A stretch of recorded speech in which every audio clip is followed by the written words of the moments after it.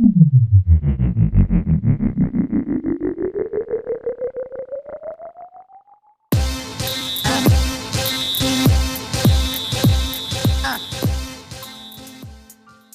soir, le FC Barcelone de Sergi Roberto a pris une énorme option pour le titre de Liga.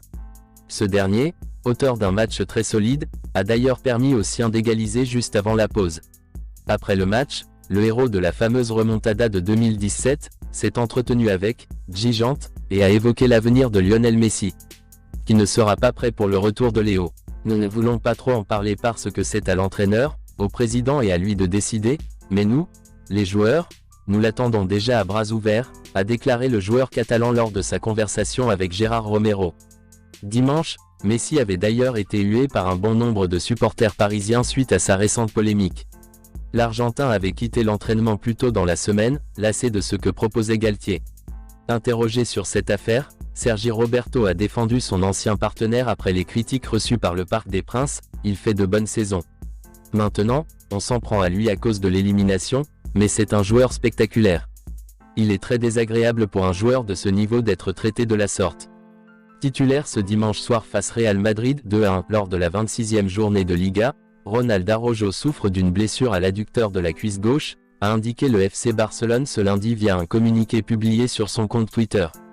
Par conséquent, le défenseur central manquera le rassemblement de l'Uruguay, qui affronte en amical le Japon le 24 mars et la Corée du Sud le 28 mars.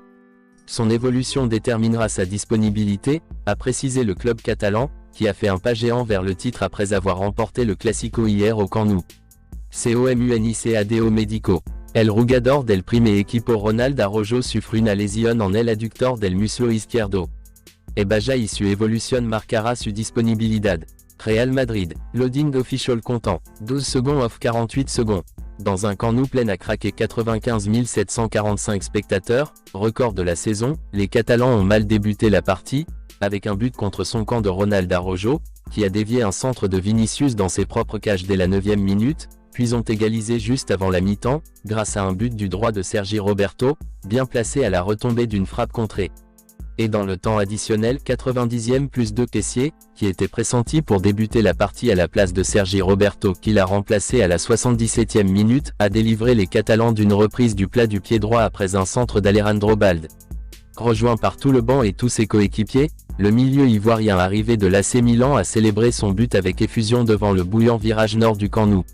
Asensio, d'un souffle, une fin de match inespérée, car quelques minutes auparavant, les hommes de Xavi pensaient bien avoir perdu ce 253e Classico de l'histoire.